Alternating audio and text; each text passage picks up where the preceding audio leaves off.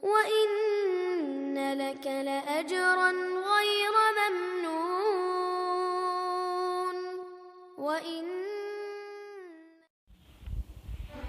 Assalamualaikum warahmatullahi wabarakatuh.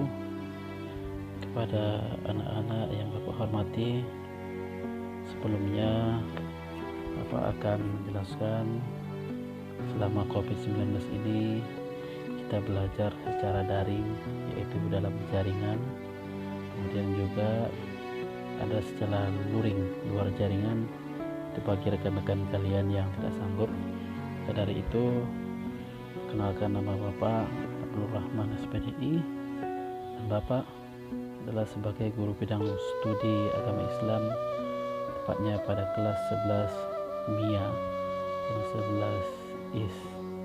Maka dari itu anak-anak sekalian, hari ini Bapak akan membahas sedikit tentang materi kita pada bab yang pertama mengenai iman kepada kitab-kitab Allah, di mana kemarin kalian sudah melihat pengertian daripada beriman kepada kitab-kitab Allah, serta kitab apa saja yang kita imani selain Al-Quran yang diturunkan oleh Allah Subhanahu wa Ta'ala.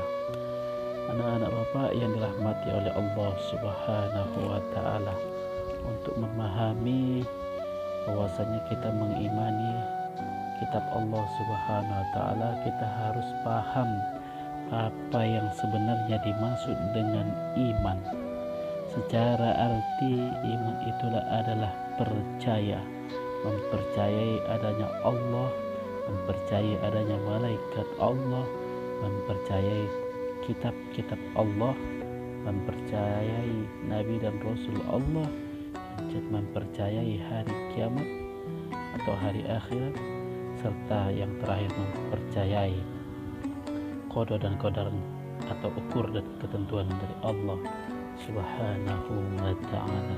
Itu merupakan rukun iman yang wajib kita imani. Nah, pada pembahasan ini kita beriman kepada kitab-kitab Allah Subhanahu wa Ta'ala, yang mana beriman kepada kitab Allah itu merupakan rukun iman yang ketiga secara urutan yang telah ditetapkan oleh ulama daripada kalangan Islam. Anak-anak Bapak yang dihormati, iman merupakan suatu percaya menurut arti, sedangkan menurut istilah adalah iman itu adalah tasdiqu bi qalbi wa labzu bi qawli wa rakanu bi fi'li. Iman itu adalah membenarkan di dalam hati kita, wa labzu bi qawli, serta mengucapkan melalui ucapan lisan atau perkataan, warakanu bi fi'li, serta menerapkan di dalam perbuatan. Jadi kita harus paham yang namanya iman, karena memahami yang namanya beriman kepada kitab, kita harus yakin yang pertama kali harus beriman kepada Allah, malaikat Allah, dan yang ketiga adalah beriman kepada kitab-kitab Allah. Nah, ini merupakan suatu hal yang harus kita pahami, mempercayai adanya kitab-kitab Allah itu, bahwasanya Allah telah menurunkan kepada beberapa orang nabi yang dipercayakan untuk menyampaikan kitab tersebut kepada para umatnya. Nah, kita ketahui beriman kepada kitab Allah artinya segala sesuatu yang datang dari Allah merupakan firman Allah berupa wahyu. Nah, itu merupakan suatu hal yang harus kita ketahui. Itu wahyu tersebut merupakan kumpulan-kumpulan daripada suhuf-suhuf atau lembaran-lembaran wahyu Allah. Itulah yang dikatakan kitab Allah Subhanahu wa Ta'ala. Yang kita pahami adalah kitab Allah itu, ya, yang pertama ada namanya kitab Taurat. Nah, Taurat itu adalah kitab yang disampaikan oleh Nabi Musa. Kemudian ada namanya Zabur, itu kepada Nabi Daud. Kemudian ada namanya Injil, itu kepada Nabi Isa. Dan yang terakhir adalah Al-Quran, itu kepada Nabi Muhammad Rasulullah SAW yang kita amalkan pada saat ini. Nah, Bapak yang saya hormati, nah, kita memahami kitab ini merupakan suatu hal yang harus kita pahami bahwasanya isi daripada kitab itu adalah merupakan firman Allah Subhanahu wa taala yang untuk apa?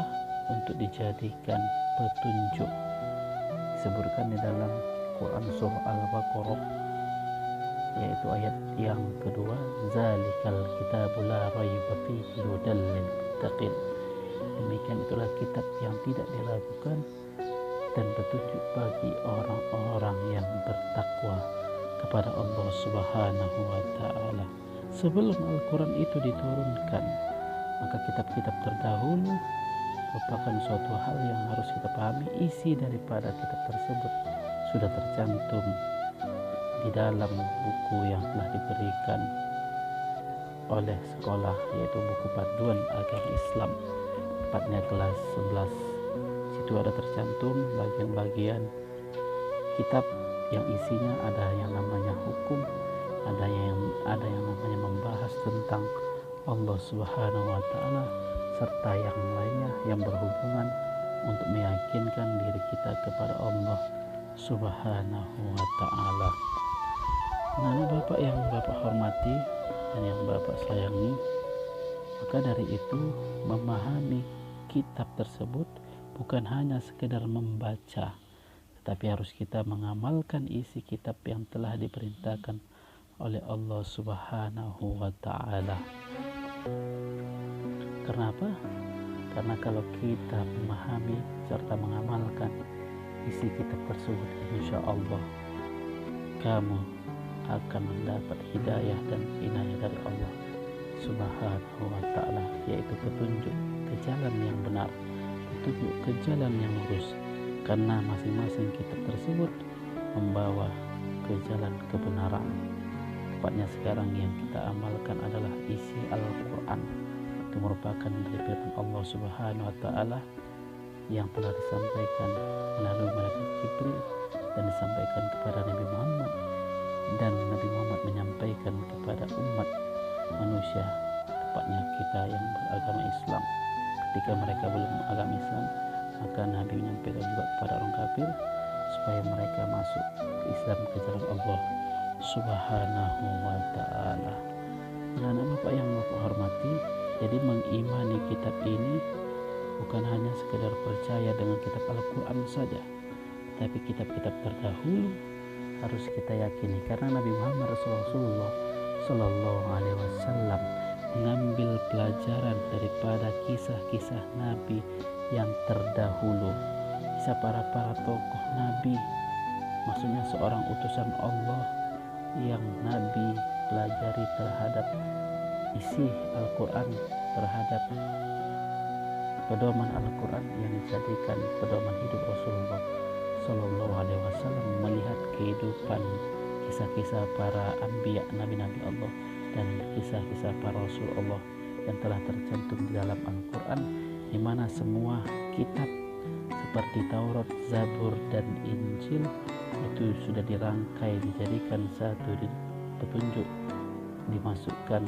ke dalam Al-Quran yang telah disusun oleh ulama Al-Quran, dan firman-Nya itu hanya datang dari Allah Subhanahu wa taala. Nah, anak Bapak yang dihormati, maka dari itu pelajarilah tentang beriman kepada kitab-kitab Allah Subhanahu wa taala. Kalau sudah mengerti dan sudah tahu, maka amalkan isi kitab Allah Subhanahu wa taala.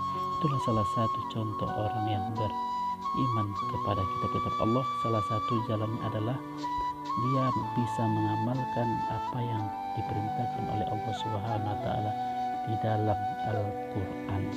Itu salah satu ciri orang yang telah mengamalkan isi kitab Allah Subhanahu wa taala. Jadi orang yang tidak mengamalkan isi kitab tersebut, maka orang tersebut belum mempercayai, belum meyakini adanya kitab Allah Subhanahu wa taala. Padahal di dalam isi kitab tersebut merupakan petunjuk-petunjuk yang datang dari Allah Subhanahu wa taala, merupakan firman-firman dan perkataan Allah Subhanahu wa taala yang harus kita yakini sebagai pedoman hidup bagi orang-orang yang bertakwa dan beriman kepada Allah Subhanahu wa taala. Insya Allah anak-anak sekalian yang sudah mengamalkan isi kitab Allah Subhanahu wa Ta'ala, tepatnya kita sudah mengetahui pada pembelajaran ini, maka kalian akan mendapat ganjaran, yaitu surganya Allah Subhanahu wa Ta'ala yang telah dijelaskan oleh Allah Subhanahu wa Ta'ala bagi orang-orang yang telah bertakwa kepada Allah sesuai dengan perintah Allah. Yang dijanjikan Allah adalah di dalam Quran surah Al-Qalam ayat 34, inna lil muttaqina inda rabbihim jannatin na'im. Sungguhnya orang-orang yang bertakwa kepada Allah Subhanahu wa Ta'ala inda rabbihim, di sisi Tuhan mereka, jannatin na'im, yaitu surga yang penuh nikmat. Tentu saja orang yang bertakwa kepada Allah, ia telah mengamalkan isi daripada kitab-kitab Allah, yaitu pada dasarnya kita juga sebagai yang beragama Islam telah mengamalkan perintah Allah, yaitu di dalam Al-Quran serta kitab-kitab yang terdahulu itu sudah tercantum kaidahnya, ketentuannya, hukumnya itu sudah berada dalam Al-Quran. Terima kasih kepada bapak-bapak sekalian. Nanti kalau yang kurang paham bisa sharing ke bapak melalui WA, dan bapak berikan tugas kepada kalian supaya apa yang bapak sampaikan pada video ini diharapkan untuk dicatat, diharapkan untuk dipahami, ya Pinomat, kira-kira pemahaman yang kalian pahami mengenai isi yang bapak berikan dari video ini tentang beriman kepada kitab-kitab Allah, kalian tulis di buku tulis, dan nanti di minggu kedua, tepatnya pada tanggal 5 Agustus jam 12.30 kalau nggak salah bapak untuk yang isi ya, jam 12.30. Nah insya Allah kalian akan kumpulkan tugas tersebut dan berjumpa nanti di sekolah para bapak. Ya, cukup sekian dan terima kasih. Wassalamualaikum warahmatullahi wabarakatuh.